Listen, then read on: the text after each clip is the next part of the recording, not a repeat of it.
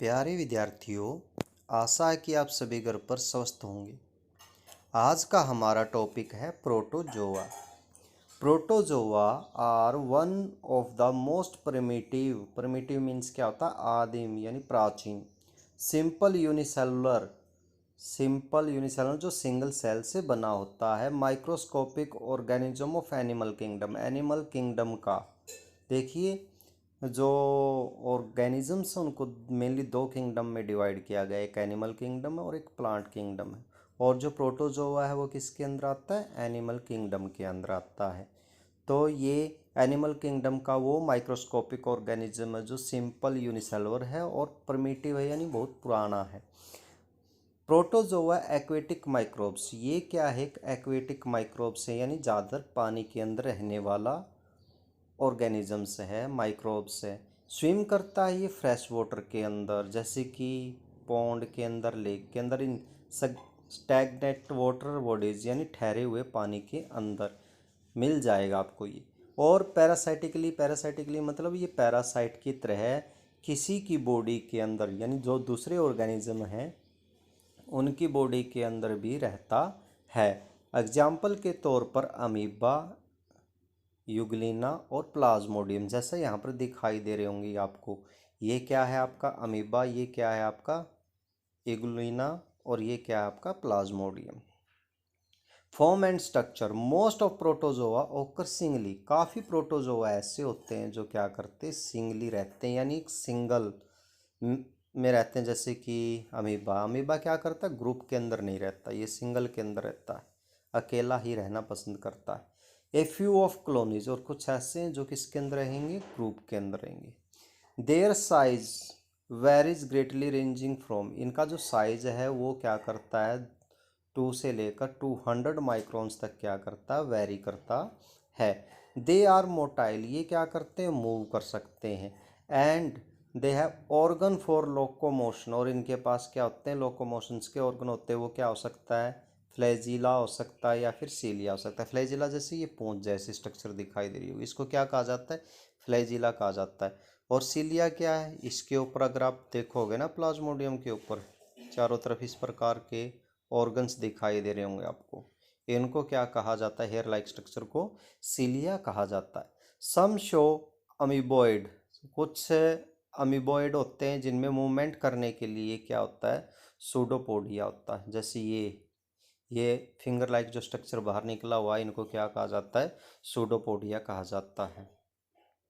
Some of them do not possess a definite shape, कुछ ऐसे होते हैं जिनकी जो शेप होती है वो डिफिनिट शेप नहीं होती। इनका जो स्ट्रक्चर है वो क्या करता रहता है? चेंज होता रहता है। न्यूट्रिएशन इन प्रोटोजोआ, अब हम बात करेंगे प्रोटोजोआ जो अपना न्यूट्रिएशन से वो कहाँ से लेता है। आल प्रोटोजोआ है ना, वो क्या होते हैं? हेट्रोट्रोपिक होते हैं। हेट्रोट्रोपिक यानी जो अपना फूड किसी दूसरे ऑर्गेनिज्म से गेट करते हैं। किसको छोड़कर? इग्लूना को छोड़कर क्या करते हैं? ये किसी और से अपना फूड लेते हैं, क्योंकि इग्लूना के पास क्या होता है? क्लोरोप्लास्ट होता है। क्या होता है इसके पास? क्लोरोप्लास्ट। ये क्या कर सकता है? अपना फूड सेंथाइज कर सकता है। न्यूट्रिएशन इज होलोजोइक न्यूट्रिएशन होता है, यानी होलोजोइक न्यूट्रिएशन क्या होता है? जिसमें क्या हो? कॉम्प्लेक्स फूड को ये क्या करें? ले और फिर उसको क्या करें? डाइजेस्ट करें। जैसे एनिमल्स हैं, जैसे हम हैं, हम क्या करते हैं? कॉम्प्लेक्स फूड को लेते हैं और फिर उसको क्या करते हैं? डाइजेस्ट करते हैं। प्रोटोजोआ में भी फ्री लिविंग, ये क्या होते हैं? फ्री लिविंग होते हैं। पैरासाइटिक भी होते हैं, किसी दूसरे ऑर्गेनिजम्स के अंदर भी रहते हैं। और सिम्बोटिक भी होते हैं। जैसे सिम्बोटिक पहले भी हम बात कर चुके हैं। सिम्बोटिक क्या होते हैं? जो एक दूसरे के ऊपर डिपेंड करते हैं। जैसे कुछ प्रोटोजोआ ऐसे होते हैं जो किसी एनिमल के ऊपर डिपेंड करते हैं, उस एनिमल को बेनिफिट्स देते हैं और वो एनिमल्स क्या करेगा? उनको भी क्या करेगा? बेनिफिट्स देगा। रिप्रोडक्शन इन प्रोटोजोआ, रिप्रोडक्शन की बात करते हैं। प्रोटोजोआ में जो रिप्रोडक्शन होता है वो किस प्रकार से होता है? प्रोटोजोआ रिप्रोड्यूस करता है एसेक्सुअली, यानी इसमें सेक्सुअल मेथड नहीं होता है, सेक्सुअल मेथड होता है। और वो मेथड कैसे होगा? या तो बाइनरी फ्यूजन से होगा या फिर क्या होगा? मल्टीपल फ्यूजन से हो सकता है। बडिंग प्रोसेस भी हो सकता है, स्पोर फॉर्मेशन भी हो सकता है। सम प्रोटोजोआ रिप्रोड्यूस सेक्सुअली, कुछ ऐसे हैं जो सेक्सुअली रिप्रोड्यूस करते हैं उनको उस मेथड को क्या कहा जाता है, कंजुगेशन मेथड कहा जाता है। सम प्रोटोजोआ काज डिजीज, कुछ ऐसे होते हैं जो किसका कारण बनते हैं, डिजीज का कारण बनते हैं ह्यूमन बीइंग के अंदर। नेक्स्ट क्या है हमारा, फंगी।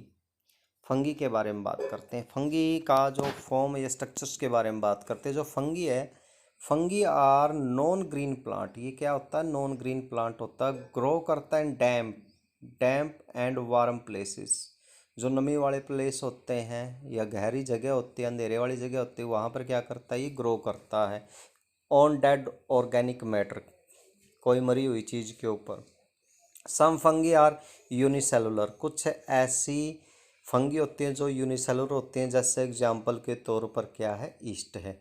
कुछ ऐसी होती है जो मल्टीसेलुलर होती हैं, जैसे एग्जाम्पल के तौर पर मोल्ड्स है, मशरूम्स, रस्ट है। Body of the multicellular fungi are made three head like. जो मल्टीसेलुलर होते हैं ना, उनकी बॉडी कैसे होती है, जैसे ये दिखाई दे रहा होगा, इस प्रकार थ्री हेड लाइक स्ट्रक्चर होता है।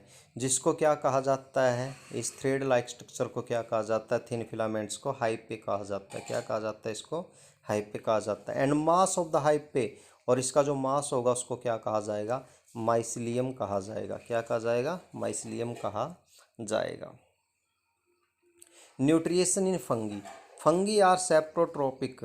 फंगी क्या होती है हमारी, सेप्रोट्रोपिक होती है और पैरासाइटिक होती है, दोनों टाइप की होती है। इनका जो मोड है न्यूट्रिशन का, वो दोनों टाइप का होता है। जैसे हम बात करेंगे पैरासाइटिक फंगी की, ये क्या है, प्लांट्स के अंदर, एनिमल्स के अंदर, ह्यूमंस बीइंग के अंदर ग्रो करती है और डिजीज का कारण बनती है। सेप्रोफाइटिक फंगी क्या करती, ग्रो करती, किसके ऊपर ग्रो करती है, डेड ऑर्गेनिक मैटर के ऊपर, और उसको डिकम्पोज कर देती है सिंपलर कंपाउंड के अंदर by secreting the enzyme on them. उनके ऊपर एक एंजाइम छोड़कर उसको क्या कर देगी, कॉम्प्लेक्स फूड को, कॉम्प्लेक्स ऑर्गेनिक मैटर को सिंपल कंपाउंड के अंदर कन्वर्ट कर देगी। फंगी में ग्रो ऑन यूजफुल आइटम्स, कुछ फंगी ऐसी होती है जो यूजफुल आइटम्स के ऊपर क्या हो जाती है, उगाती है। जैसे कि हमारा फूड है, लेदर है, वुड है, पेपर है, और फिर उनको क्या कर देगी, अगर उनके ऊपर उग जाएगी तो क्या करेगी, उनके ऊपर अगर ग्रो करेगी तो उनको स्पॉइल कर देगी, उनको खराब कर देगी। रिप्रोडक्शन इन फंगी, रिप्रोडक्शन की बात करते हैं फंगी के अंदर।